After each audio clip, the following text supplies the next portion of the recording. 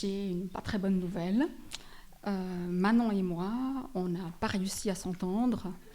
C'est pas faute d'avoir essayé, mais en fait, on n'a pas réussi à se coordonner, ce qui fait qu'on n'a rien préparé. On n'a pas réussi à s'entendre. Voilà. Oh, pardon. Voilà, donc même avec le micro, on ne s'entend pas. Voilà. Bon, en même temps, on vous avait un peu prévenu, si on prend le programme du congrès à la page 13 à la ligne 7, c'est écrit « Elles ne chercheront pas obligatoirement à s'accorder, car elles verront et sentiront peut-être des choses différentes. » Moi, je dis ça. Bah, dis donc, c'était prémonitoire. Hein. Donc voilà, parce que vous comprenez, j'ai 58 ans. Alors, vous avez tous entendu parler de ces difficultés que les personnes de mon âge peuvent avoir avec les personnes de la génération Z. Mais avec Manon, en fait, j'ai l'impression qu'on est au-delà de la génération Z. Hein. Déjà, il y a eu X, Y, Z, mais là, à mon avis, on a fait un tour complet. Et on est dans la génération 1. D'ailleurs, t'as quel âge ? Bon, alors, grande nouvelle et très bonne nouvelle, je suis ravie de vous annoncer que je viens de finir ma crise d'ado. C'est pour ça que j'ai choisi de partir en thèse. Voilà, des explications. Merci. Je ne sais pas si je dirai ça encore longtemps. Mais non, j'ai 24 ans. Voilà, ça va.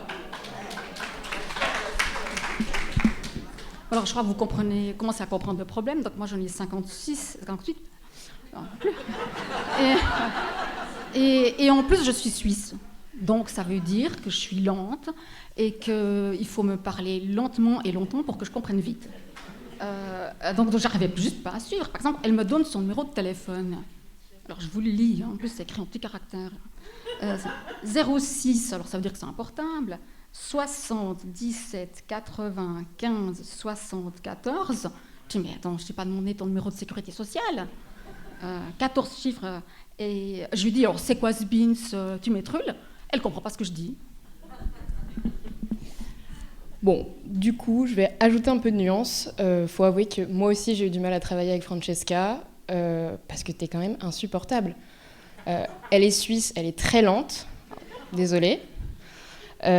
Si bien que travailler avec une personne du presque 3e âge, ça devient vite compliqué. Et d'ailleurs, je dois dire que c'était tellement insupportable pour moi que hier, j'ai décidé de partir à 7 parce que j'avais besoin de changer d'air et d'aller voir la mer. Oh ben, on fait quoi ? On improvise. On improvise. Oh, attends. Alors, je crois que j'ai gardé mes notes.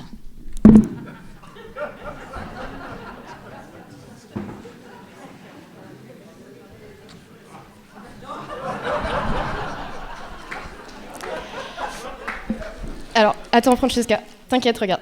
J'avais fait des photocopies avant que tu les jettes. Donc, voilà. Et bonne nouvelle, parce que je pense qu'il va te manquer quelque chose. Tes lunettes que t'avais encore oubliées à l'hôtel. Voilà. Cadeau. Alors, merci Manon, je suis vraiment désolée. Je suis sûre que si je les mets, je les reconnais. Excusez-moi. Alors, je suis vraiment désolée, en fait, je m'excuse. Attends. Puis en plus, je vois que t'as imprimé en plus grand. Pour moi, ouais. Non, mais là, ces jeunes, ils sont fantastiques. Hein. Fantastique. Ah ouais, ces jeunes, ils sont fantastiques. Bon, alors, qu'est-ce qu'on avait dit ? Attends, donc ça en a. Oui. Ah oui, on avait dit quelle est la particularité de notre regard professionnel ? Eh ben, je te laisse commencer. Bon, alors, donc je suis journaliste. Et pour moi, un journaliste, c'est une personne qui doit être capable, assez rapidement, de produire un discours intéressant. Sur un sujet sur lequel, en fait, il ne comprend pas grand-chose. Après, ce discours intéressant, c'est pas forcément un résumé, d'ailleurs, aujourd'hui, ça sera compliqué. Ça peut aussi être une histoire drôle, piquante, qui fait rêver ou fait réfléchir, parce que dans mon interprétation de la définition du métier, je vois assez le journaliste comme un digne héritier du troubadour, qui va de village en village et qui dit « Oyez, oyez, j'ai une histoire à vous raconter », pour divertir les gens. Puis toi, Manon, c'est quoi un sociologue ? Alors, première grande question, qui sait dans la salle ce que fait un sociologue ? Merci. Parce que moi-même, je ne le sais pas. Ah, bah voilà, tout s'explique. Non, il faut dire qu'il y a autant de définitions de ce qu'est un sociologue que de sociologues, et que chacun a une vision très particulière de la sociologie qu'il pratique. Mais, avant toute chose, je dois dire que sociologues et journalistes ne font pas toujours très bon ménage, ce qui a expliqué nos problèmes. Voilà. Bon, petit effort pour le congrès. Qu'est-ce qu'un sociologue ? En gros, c'est quelqu'un qui étudie le monde social dans lequel nous cohabitons et qui va remettre surtout en question le sens commun qu'on donne aux choses. En gros, pour nous, il n'y a rien d'évident, il n'y a rien de naturel, il n'y a rien de spontané. Il y a forcément des processus sociaux sous-jacents qui expliquent tel comportement, telle action, telle représentation, tel discours. Voilà pour ce que c'est que le sociologue. Et à la différence du journaliste, qui, comme l'a très bien dit Francesca, produit en un temps record des articles, eh bien, nous, on a besoin de légèrement plus de temps, voire même d'années ou de décennies, peut-être même. Mais à part ça, c'est trop cool, la sociologie, d'ailleurs. Francesca, du coup, qu'est-ce que tu fais là, concrètement ? Oui, non, mais non, sérieux, on avait noté la raison de notre présence ici pour revenir en arrière dans l'histoire. Moi, en fait, ça a commencé le jour où j'ai lu un rapport de l'Observatoire national français de la téléphonie sociale. C'était un jour où je m'ennuyais fermement, je cherchais des articles, et je tombe sur une phrase qui m'a vraiment fait bondir de ma chaise, qui disait personne ne sait qui sont les écoutants, et c'est tant mieux, parce que sinon le charme serait rompu, la magie s'envolerait. Et je comprends bien l'intention de l'auteur, mais moi, on m'a toujours dit que le journalisme, c'était la recherche de la vérité. Pas la vérité avec un grand V, mais la vérité avec des petits V, il y en a. Et donc, on ne peut pas me dire que non, il ne faut pas qu'on sache certaines choses, parce que ce ne serait pas bien. Et là, je me souviens, j'ai vraiment une intuition de cet instant-là. Je me suis dit, je vais faire un livre sur SOS Amitié, il m'a attendu. Et puis, donc, j'ai pris contact, et puis, voilà, de fil en aiguille, je suis arrivée ici. Et puis toi, Manon ? Ben moi, c'est un peu moins compliqué que ça. J'ai rencontré Ghislaine Dessaigne donc, lors d'un groupe de travail. Elle m'a proposé d'intervenir. J'ai juste demandé où est-ce que c'était. Elle m'a répondu Montpellier. J'ai fait OK, ça va me changer de Paris. Et du coup, me voilà là. Mais je suis ravie. Hein. Alors justement, à propos de Montpellier, on avait dit qu'on disait quelque chose. D'accord. Oui, alors j'étais venue pour critiquer. Mais alors Montpellier, c'est magnifique. Alors non, c'est vraiment. Vous avez des maisons dont on voit qu'elles ont été construites par des architectes qui ont le sens de l'esthétique. Et puis, alors l'élocution française, non, mais il y a quand même encore en France aujourd'hui des gens qui arrivent à faire des phrases complètes avec des verbes correctement conjugués. Non, c'est un plaisir pour l'oreille. Non, mais sérieux. Hein, vous voyez d'où je viens. Bon, on va pas entrer dans les détails. Et on mange bien. Superbement bien. Mais les pavés de Montpellier. Non mais c'est Holiday on Ice. Alors, je ne sais pas, est-ce que je suis la seule à avoir failli glisser sur ces pavés ? Non, alors, attendez, quand même, je suis italo-suisse, hein, donc j'ai une moitié d'Italie du Sud, avec des villes pavées, c'est lustré, c'est vraiment... Mais on glisse jamais dessus, même quand il pleut. Hein. Et puis, je suis aussi une ancienne marathonienne, les chaussées glissantes, je connais, à ce point, jamais. Donc, en tant que journaliste, j'ai fait mon enquête, et alors, figurez-vous que même les Montpelliérains, je crois qu'on dit comme ça, peut-être pas avec le même accent, mais bon, la population elle-même concède que c'est un vrai problème. J'ai entendu dire que, en fait, qu'il y aurait des travaux qui seraient entrepris, j'ai pas bien compris, on va les sabler, une chose comme ça, pour éviter d'envoyer. Voilà. J'ai fini de critiquer. Et puis toi, Manon, qu'est-ce que tu savais de Montpellier ? Ouais. Alors, ça part mal. J'ai eu l'occasion de venir à Montpellier il y a un peu plus d'1 an pour un congrès. Et je vous avoue que j'ai pu découvrir Montpellier de nuit seulement. Donc voilà, bar, boîte de nuit, c'était pas mal. J'ai eu du mal à m'en remettre, mais ça, c'est une longue histoire. Et puis comme hier j'ai décidé de partir à 7, et finalement je ne connais pas Montpellier 2 jours, donc je sais pas. 7, c'était comment 7, c'était super jusqu'à ce qu'un orage nous tombe dessus. Mais évidemment, j'avais prévu mon... Comment vous dites ? Anorak ? Ça doit être ça, anorak. Voilà. Bon, et dis-moi, on est quand même là pour SOS Amitié. On a rencontré plein d'écoutants, tous très sympas, toutes et tous très sympas. Mais qu'est-ce que t'en as pensé ? Alors, oui, alors je ne sais pas si tu te souviens maintenant, mais le 2e ou le 3e jour, attends, c'est le deuxième. Bref, on n'en pouvait plus, on ne se supportait plus. On a décidé volontairement de ne pas manger à table ensemble, de ne pas manger sur l'escalier à distance respectable l'une de l'autre. Et là, tous les écoutants qui nous ont vus ont dit « Oh mais non, moi j'ai pas là, venez à table avec nous ». Donc ils nous ont fait une place à table, ils ont trouvé une place à table. Donc une gentillesse telle, moi là je me suis dit « Mais il faudra quand même qu'on trouve un moyen de s'entendre. Hein. » Je crois que c'était le tournant du match. Ouais, sacrée anecdote pour ceux qui nous ont vus manger sur des chaises. Alors, moi, je retiens 3 choses des écoutants. La première, c'est la surprise dont vous avez toutes et tous fait part en me voyant, en me disant « Ah, mais vous êtes l'étudiante ?» Oui. Oui, je suis l'étudiante. Et là, ça a vraiment marqué un fossé entre vous et moi. La deuxième chose que je retiens, qui découle directement de la première, c'est que du coup, je vous prends un petit peu pour mes grands-parents et je le dis avec toute... Je le dis évidemment avec toute la bienveillance parce que je me sens vraiment bien ici et voilà, c'est très sincère. Et enfin, la troisième chose, c'est que je trouve que ces écoutants, ils ont quand même un super pouvoir, tu trouves pas ? Moi, je trouve qu'ils ont une cape de super-héros, mais c'est juste qu'elle n'est pas visible, mais moi, je l'ai ressentie. Voilà. On passe à la suite ?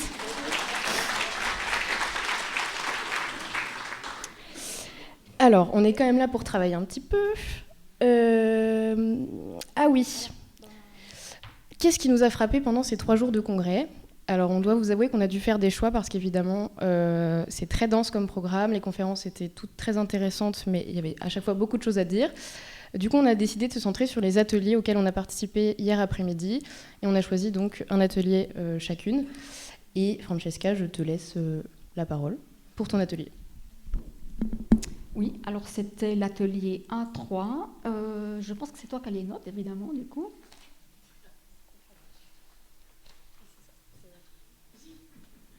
Attends. Alors, je vais quand même prendre les miennes. Hein. Je vois, elles sont froissées. Oui, voilà, mais qu'est-ce que c'est que ce truc ? Attends.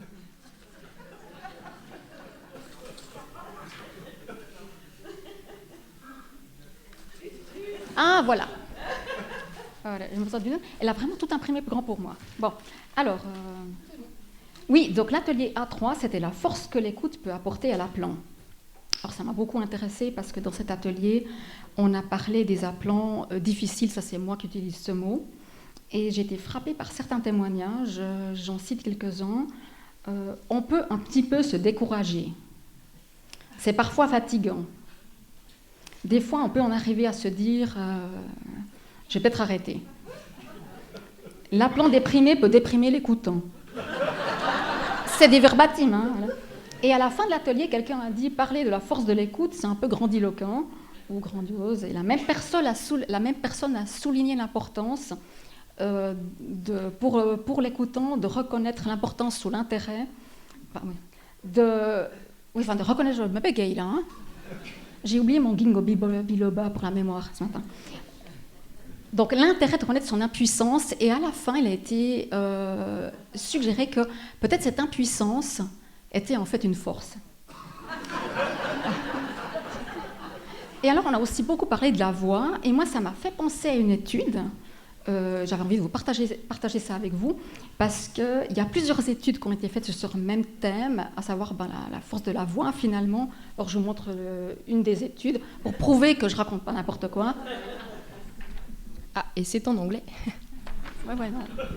Et donc, c'est des études qui ont été faites et qui cherchaient à savoir s'il est plus facile de mentir par téléphone ou en face à face pour déterminer le moyen ou l'authenticité, en fait, ou même le manque d'authenticité pardonne le moins. Donc, le moyen, on est possiblement où là, c'est le plus précis.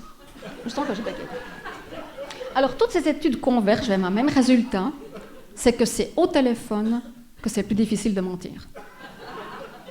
Il y a l'écrit, la vidéo, et c'est moins bon. On pense que c'est parce qu'au téléphone, vous avez un seul stimulus, donc vous êtes très concentré, et souvent ce stimulus, il est aussi très pur, à moins que la connexion soit mauvaise. Par écrit, c'est tout de suite moins bon, parce que l'intention du lecteur peut prendre le pas sur l'intention de l'auteur. On connaît même des gens qui peuvent donner leur avis sur un texte qu'ils n'ont pas lu. Et la vidéo, c'est pas très bon non plus, il y a beaucoup de non-verbal. Et même le présentiel, c'est-à-dire là, je suis là physiquement, vous pouvez m'interrompre, c'est moins bon que le téléphone, parce qu'il y a aussi du non-verbal, il y a ce que la personne dégage, son accent, que sais-je.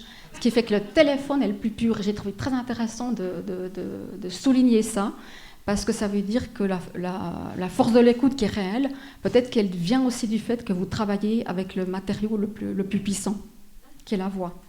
Voilà. Et puis bon, on avance, l'air de rien. Toi, tu as fait un atelier, oui.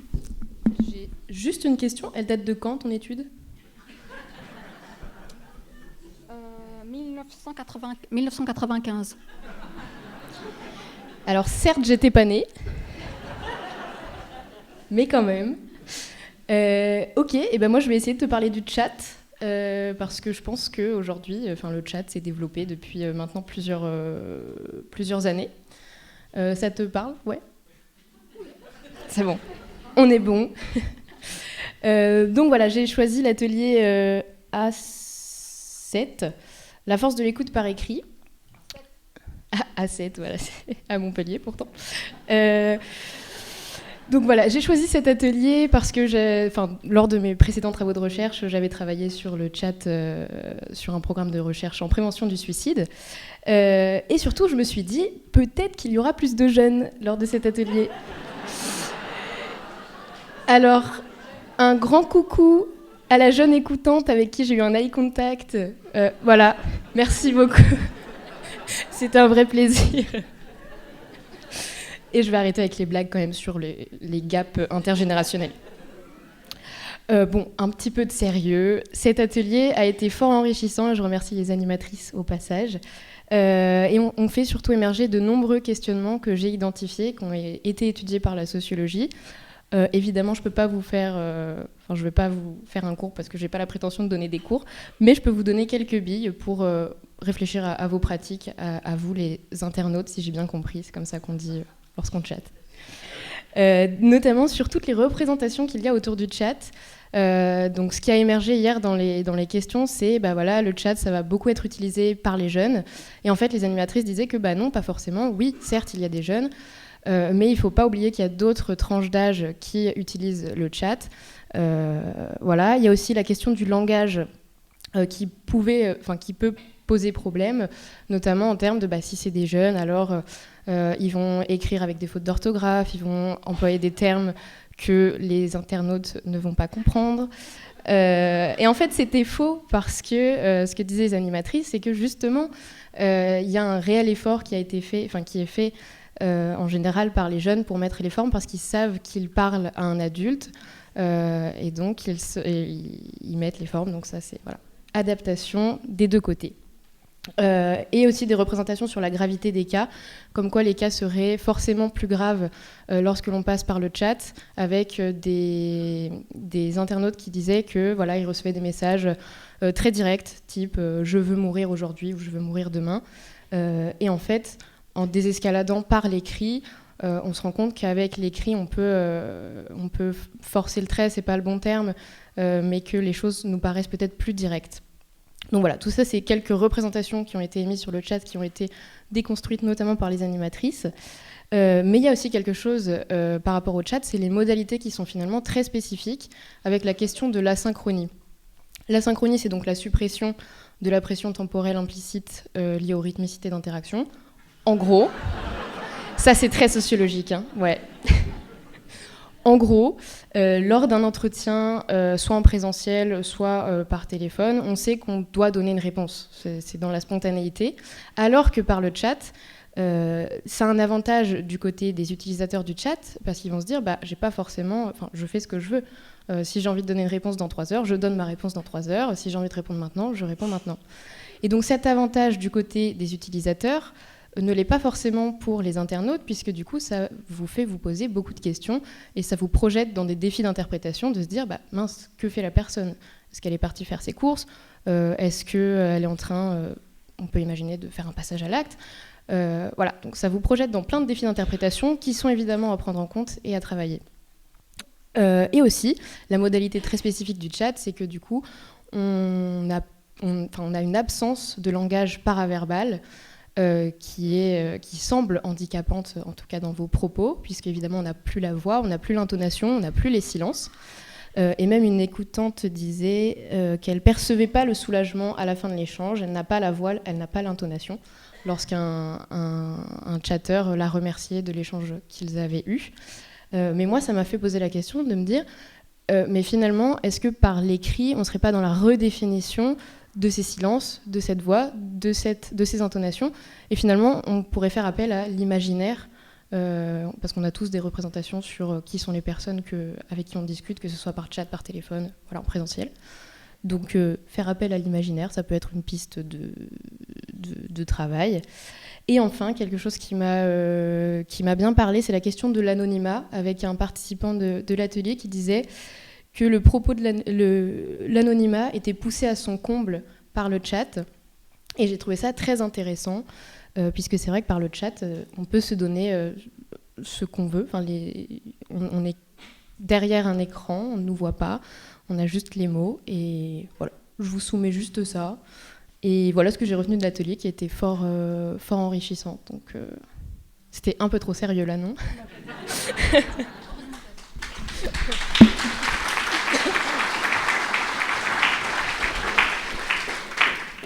Heureusement que les jeunes sont sérieux. Hein.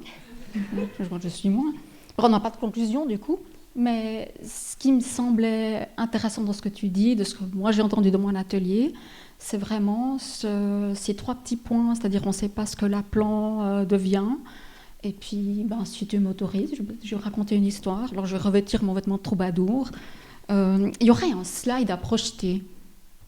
Voilà, je voulais vous montrer cette affiche, et c'est l'histoire que je vais vous raconter. C'est une affiche qui a 50 ans, et c'est une histoire incroyable. Alors on peut lancer les paris. Je suis absolument sûre que vous allez être bluffés. Donc cette affiche, c'est l'équivalent de SOS Amitié en Suisse. Il y a 50 ans, ils n'étaient pas très bien connus dans la population. Il faut savoir qu'aujourd'hui, c'est 98% des Suisses qui connaissent ce service. Et donc ils se sont dit, il faut qu'on nous connaisse, donc on va faire une affiche. Et puis ils se sont grattés la tête un moment, ils ont tout de suite eu cette idée. À l'époque, les cabines téléphoniques servaient à ça. Donc ils descendent dans la rue, clic-clac, merci Kodak, ils font cette photo. Voilà, c'est mieux, hein. Voilà. Alors, j'ai pas trouvé la version française, parce qu'en Suisse, on a 4 langues nationales, sachant que la langue la plus parlée en Suisse n'est même pas une langue officielle. Et donc, ils ont l'idée de faire cette photo, donc de descendre de la rue, de prendre en photo quelqu'un dans une cabine, pour la placarder dans le pays entier. Mais l'instant d'après, donc juste après ça, la personne sort de la cabine. Et puis elle dit, mais vous m'avez pris en photo ? Et les écoutants disent, alors excusez-nous, en fait nous sommes un service d'écoute, on vous explique, ça s'appelle la main tendue, on n'est pas encore très connu, etc. La personne les interrompt et dit, ah mais alors, quelle incroyable coïncidence, moi je suis écoutant en Belgique. Alors c'est une histoire vraie, elle est documentée. Hein. Alors l'histoire ne dit pas ce que cet écoutant belge faisait en Suisse, et voilà, à qui il téléphonait, au moment précis où des Suisses avaient la très bonne idée de descendre de la rue pour prendre cette photo. Donc déjà, je pense que vous êtes étonnés, mais l'histoire ne s'arrête pas là, parce qu'en fait, c'est plus facile d'expliquer pourquoi cette affiche est là aujourd'hui, parce qu'elle a 50 ans, je le sais très bien, j'avais 8 ans quand elle est sortie, et je me revois encore devant cette affiche. Je suis restée un très long moment. J'étais fascinée et émue, et je sentais quelque chose de physique, de très fort. Et à un moment donné, je me suis dit, mais c'est ça, ces gens que ma maman appelle tout le temps. Parce que ma maman était inhabituée. Et je l'entendais souvent dire, j'ai encore appelé le 143, heureusement qu'ils sont là. Et donc, quand je redécouvre cette affiche, le livre est sous presse, donc c'est trop tard. Et là, je suis prise un peu dans certains malaises, parce que j'aime pas les journalistes qui mélangent le privé et le professionnel. Vous savez, ils disent qu'il faut écrire un truc sur le divorce, parce que le divorce c'est intéressant, mais en fait, ils sont pas un divorce. Et puis, j'ai cherché, est-ce que j'avais voulu régler des problèmes personnels? Puis en fait, l'hypothèse, c'est non, parce que je suis une personne profondément heureuse. Après, évidemment, quand une personne dit qu'elle est heureuse, ça dépend de sa définition du bonheur. Moi, je pense que mon bonheur ne dépend pas des choses qui m'arrivent, ne dépend pas des choses qui m'arrivent, je suis émue, désolée, mais des choses que je fais. Donc, je dis souvent, j'ai des emmerdements, mais j'ai pas de problème. Et je pense même qu'il y a beaucoup de problèmes que je n'ai pas. Parce que quand ils regardent pour voir s'ils peuvent aller quelque part et qu'ils me voient, ils disent oh, on va pas aller chez Francesca parce qu'on a une espérance de vie beaucoup trop limitée, on va aller emmerder quelqu'un d'autre. Donc j'exclus cette hypothèse, mais cette petite fille, elle a voulu dire quelque chose. Donc j'ai investigué et la phrase qui m'est venue, c'est j'ai voulu rendre aux écoutants ce que ma maman leur a appris. Je ne sais pas si cette phrase vous parle, mais moi j'ai dû chercher et je pense que, en fait, chaque fois que ma maman disait j'ai encore appelé le 143, heureusement qu'ils sont là. Moi, j'avais de l'espoir. Et devant cette affiche, j'ai ressenti plein d'espoir. Parce qu'en fait, ce que ma maman n'a pas pu prendre, moi, je l'ai reçu. Et alors, je ne peux pas prouver scientifiquement que le bonheur que j'ai, que je ressens, est dû en partie aux écoutants, mais je suis sûre qu'elles m'ont aidée. Je suis sûre qu'ils ont été là pour moi. Cette petite fille de 8 ans avait envie de dire merci, je crois. Elle est contente d'être là. 50 ans plus tard, et de prendre tous ces détours, et de traverser la frontière pour dire merci, vous avez été là pour moi. Merci.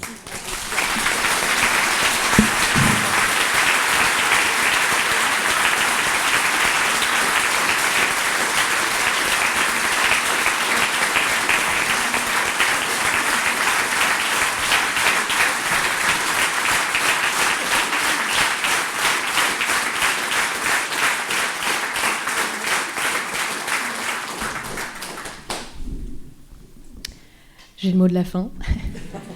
Merci beaucoup Francesca pour le partage. La première fois qu'elle m'avait parlé de cette histoire, je lui avais dit directement d'en faire part si elle le sentait au congrès. Je pense que c'était le...